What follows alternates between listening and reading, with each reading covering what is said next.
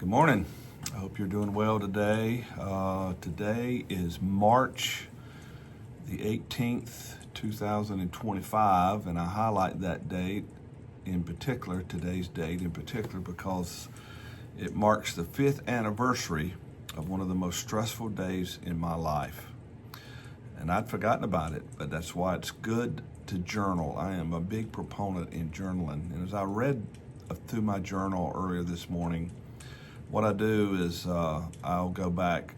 I've been doing it so long I can't read all my entries, and so I go back 5 years at a time. So, to 2020, 2015, 2010, down till I get to the end of when I started journaling. And I'm a big believer in that because today is an example. And so I have a little template I work through, and I don't do this every day because I don't learn, a significant lesson that I want to record every day. But I have a little thing there, lessons learned today. And 5 years ago, today was when COVID-19 had really hit the fan. Our nation was shutting down a few days earlier on Monday of that week. My youth director at the time, Chris Androvich, God bless you, Chris, if you happen to see this, we went through this together. He lived a good ways, about an hour away, and so he would come in, not every day, but he always came in on Mondays. And he and I went out. Normally we'd go out afterwards and get a lunch or a cup of coffee, whatever our mood was. And so that day we went to a little favorite coffee shop. And we had no idea that would be the last day we would be entering a coffee shop for a long time, because later that day the governor shut down all indoor dining. So we all, if you live through that, and if you're listening to this, you're an adult, so you did live through this. It was quite an ordeal. And today, this was the lesson that I entered today, on that day 5 years ago. We had a long 2-hour meeting, a Zoom meeting. Remember those? I mean, we still have them, but man, that's how we did life back then. And our general overseer, I was the administrative bishop of the North Central region at the time, and our general overseer at that time, Dr. Tim Hill, had all hands on deck, all stateside administrative bishops. We had a big Zoom meeting, a 2-hour Zoom meeting.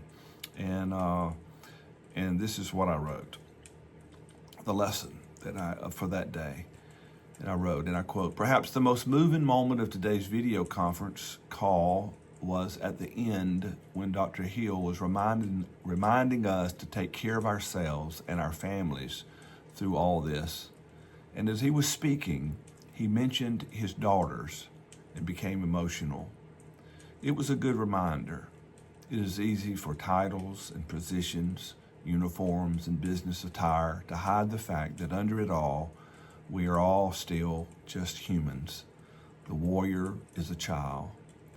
It is a reminder to be understanding and to also pray for the person, not just the position." So that was my lesson for that day. And to give a little of the ethos, the emotion behind all that, here is my own personal journal entry from that day as I look back. Okay, so here it is. Looking back on this day, it was all surreal. I'm not sure how to describe it.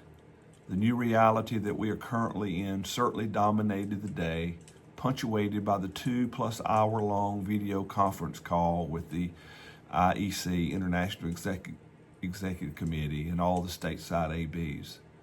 Listening as Dr. Hill walked us through all the issues brought home how uncertain the future is.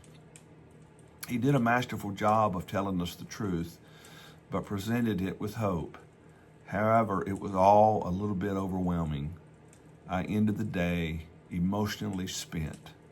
In addition, keeping an eye on the stock market, that's a little bit of a hobby of mine, throughout the day, collaborated what he was telling me, but it was served on a plate of fear and panic, with the market plunging downward all day long. And I went on, I described it this way. you should never do this on a down day. Look at your retirement fund or your IRA or anything. But I said it felt like, because oddly enough, I had one little bit of an investment that was doing good through all this. And I said it felt like having 10 rental properties, and one was doing really good while the other 9 were burning to the ground. But anyway, I go on. But anyway, I made it through the day. And in the evening, Sanja and I ordered takeout from Longhorn and enjoyed a very tasty meal at home, and then settled in for the evening. Bottom line, it has been an exhausting day. I felt like I had been beat up, but I shut my eyes in peace. I was faithful to the best of my ability, and God was faithful perfectly, and that is all that could be done. We'll get through this. And we did. As I was reading that, I don't know, I usually do a Tuesday briefing, and there's probably a lot of announcements I need to make. And I'll just count on Brother Seth to get those on the social media outlets that we have here at the office. But I just felt like I needed to share this today. For those of us here in Illinois, I got friends and family. I got a dear friend right now that's in the hospital, very sick. And so I don't know what you're going through, but we'll get through this. That was one of the most stressful days of my life. I had bookmarked it. You should bookmark your best days and your worst days, because they kind of set benchmarks for you to judge the other days by. And I just want to, a few days ago too, I mentioned this in my sermon on Sunday. I don't know if it was original with me or I'd read it somewhere, but I don't recall ever hearing it. But I wrote another night that Sanja and I ended the day in tested peace. We had peace, but it was being tested. We loved North Dakota, but when you're in stressful times, we were way up there, miles and miles and miles away from virtually all of our family and friends, all of our family and most of our friends. My son was over in South Korea, he and his family, and they had already gone crazy over there with the shutdown. My parents were way down in South Carolina. I'm an only child, or an only living child. And my daughter. So, it was a stressful time, but tested peace. We ended the day with tested peace. And I thought about, I wanted to, there's Bibles and then there's Bibles. And this is my old Bible.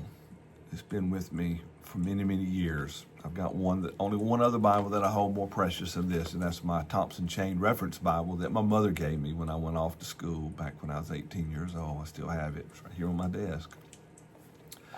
But this was my preaching Bible. I don't use it as much now because it's getting kind of beat up. But I wanted to read a passage to you. It's out of Isaiah 26 verses 3 and 4. It's highlighted in my Bible. You will keep him in perfect peace, whose mind is stayed on you, because he trusts in you. Trusted peace, tested peace, trusted peace. Trust in the Lord forever, for Yahweh, the Lord, is everlasting strength. Your peace will be tested, but keep trusting. You'll get through what you're going through today. God's going to be there with you, and he'll be waiting on you 5 years from now. I'm living evidence of that. So life can be difficult and challenging. Ministry can be difficult and challenging. But you're going to make it. You're going to grow through this. So God bless you all, to all my dear colleagues here in Illinois, and to all my dear family and friends, wherever you may see this, or anyone else that happens upon this video today or someday down in the future. Wherever you're at right now, call on the name of the Lord and you shall be saved. And that is spiritually, emotionally, and physically. God cares and he loves us. Blessings. See you around the bend.